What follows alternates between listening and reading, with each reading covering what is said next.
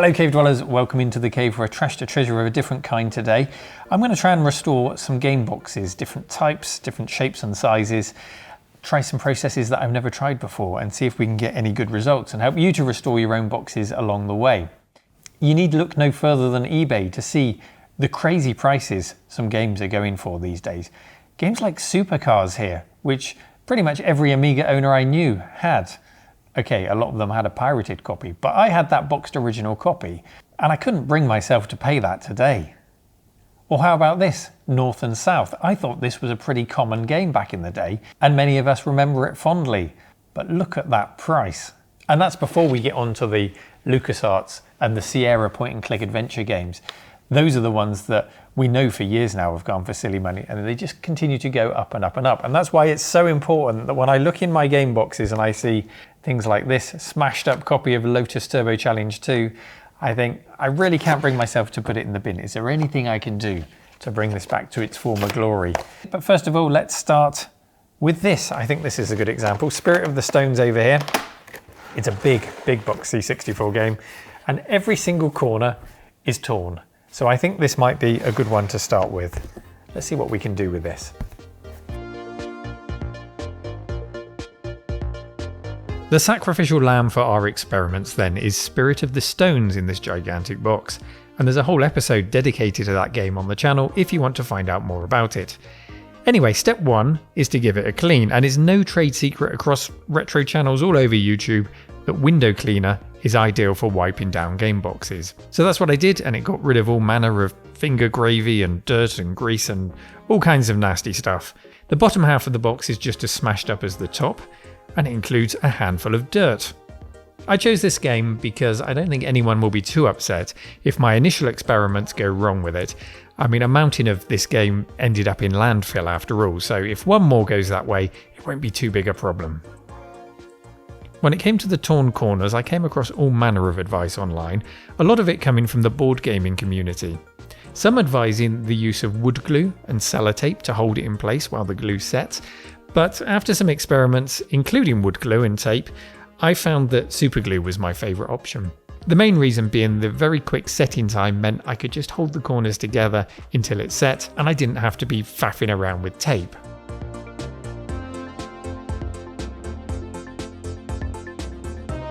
I did apply it very sparingly though, because the big danger, of course, is that if you accidentally get some of it on the box and you try and wipe it off, you're going to end up with a hell of a mess with superglue everywhere.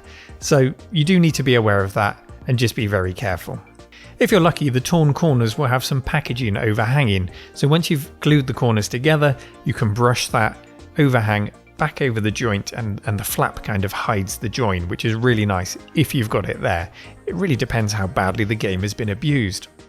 So my attempts at gluing the corners on this box went as well as they could have, and we ended up with two halves of a very wonky box.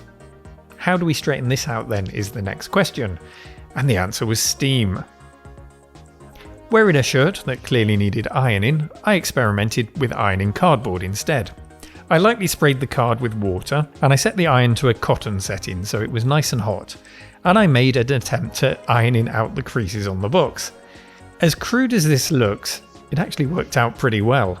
This box though had one advantage over all of the others that we'll try later today. It's so large that you can actually fit an iron inside it.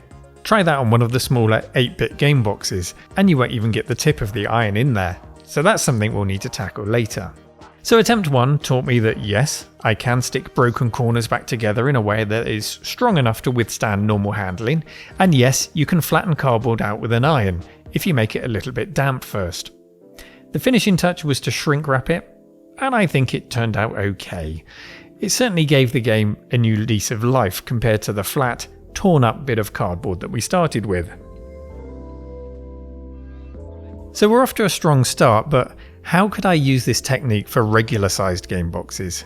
Well, let's try something a bit more challenging next. This episode is supported by MonsterJoysticks.com, purveyors of quality joysticks for all of your retro kit. Joysticks, adapters, arcade control parts and more. Check them out at MonsterJoysticks.com, and we thank them for supporting the cave. Zool, a box crushed to the nth dimension. This is your regular Amiga, Atari or PC big box sized game, and you're not going to fit an iron inside this. Not only is it crushed, it's also got some tape or some paper stuck to the cover, so we'll need to tackle that. I'm not sure what that is. It's almost like a wet magazine was pressed up against it and it's dried and torn off. I don't know, but we're going to have to tackle it. Now, if you're going to try anything yourself that you see in this video, I should say that there's no guarantee that what works on one box will work on another. Different packaging, inks, finishes, they all behave differently, so try and test things on a little patch first. And I try to go with the most gentle method first. So for example, on this Zool box, I started with a little bit of warm water and washing up liquid, but that had absolutely no effect on that bit of paper or tape. It just made it a bit cleaner. I still wasn't sure what it was, so next I tried a heat gun, because if it was tape that might have loosened up any glue to get it off, but nope, that didn't work at all either. And eventually I resorted to acetone, or to be precise, nail varnish remover, because that's all I could get hold of in the shop down the road quickly. And that worked brilliantly. I applied it very, very gently because I didn't want to start tearing up the box art. With a little bit of patience, this is heavily sped up here by the way, it does all come off neatly. There's a little bit of box damage underneath it, but that was already there when we started the process, so there wasn't a great deal that we could do about that. Overall though, I was really happy with the way that lifted off, and quite surprised, in fact. I was convinced that the artwork on the box was just going to tear off with it, so that was a nice start.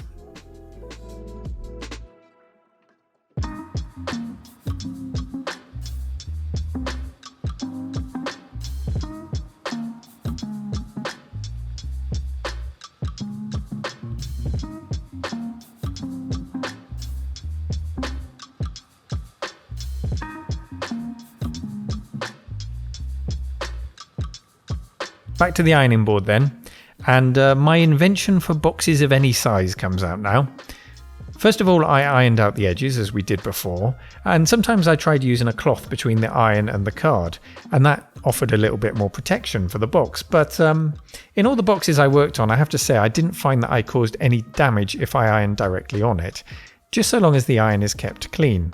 But do remember what I said earlier, different boxes, different inks may react in different ways, so if you're being super cautious, a cloth is probably a very good idea.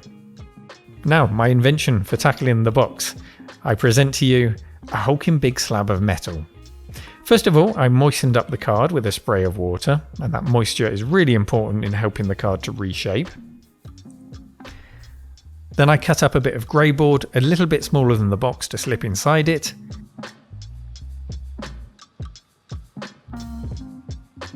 Pop that inside, and then I put a magnet on in each corner. These are pretty strong magnets, so the card that I've put in there helps to stop us making an indentation in the game box itself. Importantly, these magnets are taller than the box, so they act as a stand, so when we flip the metal plate over, it sits on those magnets. Now we pop a damp cloth on top of the metal plate, and we iron for several minutes. Now I'm not going completely mad here. Stick with me. We're using the iron through the damp cloth to heat up the metal plate and create a lovely big hot plate. A couple of minutes of ironing should do the job. The whole plate will be hot to the touch, almost too hot to touch in fact, and then we just step away and leave it for 5 minutes. Then we flip the whole thing over. My magnets are in a different place here because I was still figuring it all out at this point and I was peeking at things too early and lifting them off, but we'll go over this process again shortly.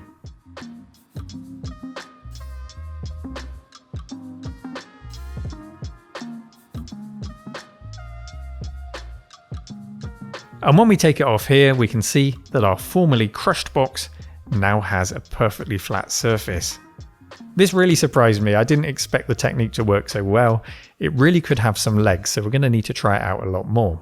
Of course, I finish it up by shrink wrapping it.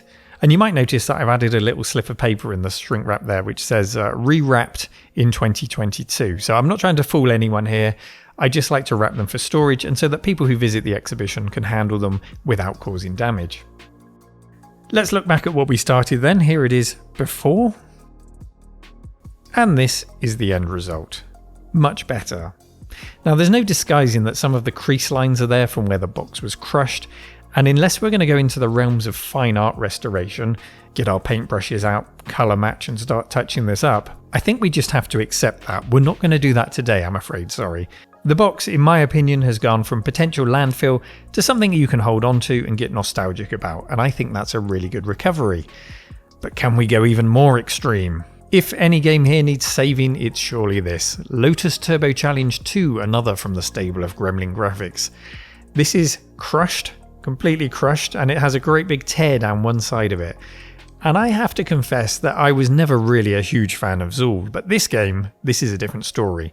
Lotus and Lotus 2 were fantastic games, and this is the only copy of Lotus 2 that I have. Lotus 3, okay, it was alright, but I wasn't a huge fan. Lotus 2 definitely well up there with the best. On the inside of the box, we can see that the former owner has put some level codes inside, and I think they have to stay. We're not even going to try and remove them. I think that's a nice little reminder of the joy that this game gave to someone. So we give the box a quick clean once again, and then I want to straighten it out as much as possible. In doing that, it will hopefully make it a lot easier to glue together the torn side. So I followed the same process as before, ironing the sides, and then using the metal plate technique. I feel like this invention needs a name. The retro box plate? That's not catchy at all. The retro heat sheet?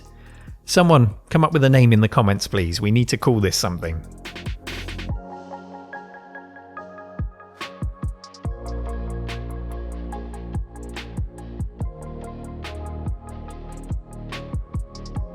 Anyway, the technique worked. We had a flat box at the end of it. Again, it wasn't without the crease lines, of course, owing to just how crushed that box was when we started out. But we do at least have a box-shaped box. Next, I glued up the sides in two parts. First of all, the long edge.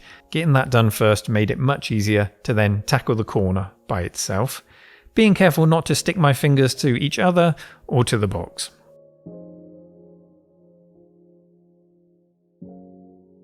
Even with that corner glued, there's a sizable gouge in the corner there. There's nothing that we can do to fix that really. We can't fix what's not there.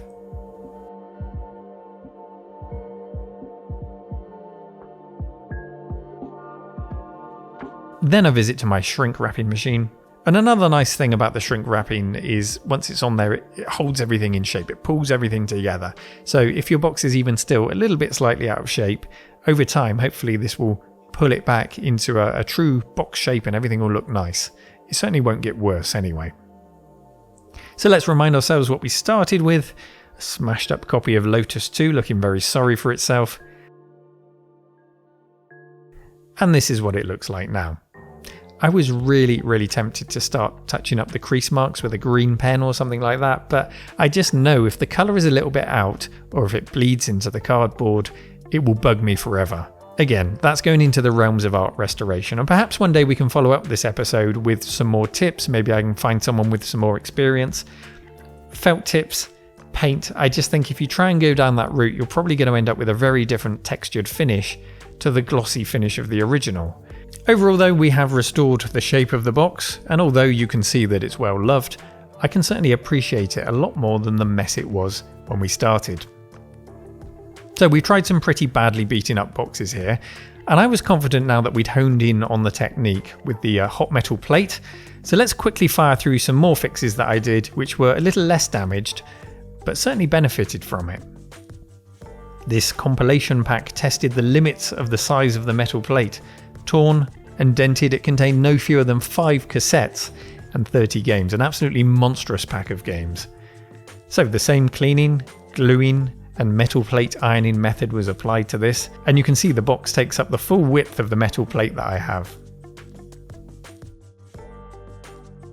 Here it is again before, and here is the result afterwards. Young Neil would have disappeared into his room for a year with that many classic games to play in one box. I think it looks stunning. Bonanza Brothers here looks perfect in every way except for that concave cover. Perhaps a little help to pull that dip out of the front cover could make this look brand new. And it absolutely did. Here it is after the hot plate. Retro hot plating? Should we call it that? Retro hot plating.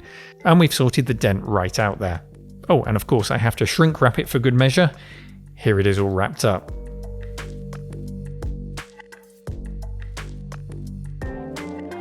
Soccer Kid had the same problem with the lid, as well as some gunk that had dripped on it and down the sides of it, so it needed a good clean-up.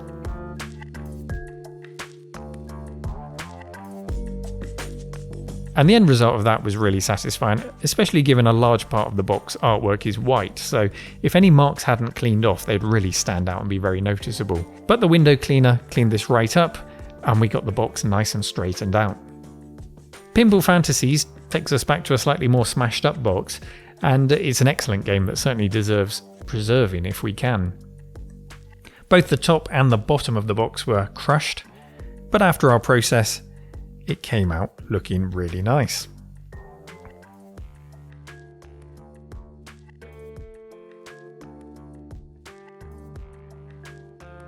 Let's finish up then with a smaller box. This is Platoon, and we can see that it too is dented on the lid, but otherwise in really nice condition. Just peeking inside, this game came with an extra cassette too. As well as the game, you get Tracks of My Tears by Smokey Robinson. I bet that confused a few parents when kids started blasting out Motown from their rooms in the 1980s. However, 5 minutes later, Platoon was Flatoon, a nice, straightened out box that looks a million times better than it did before.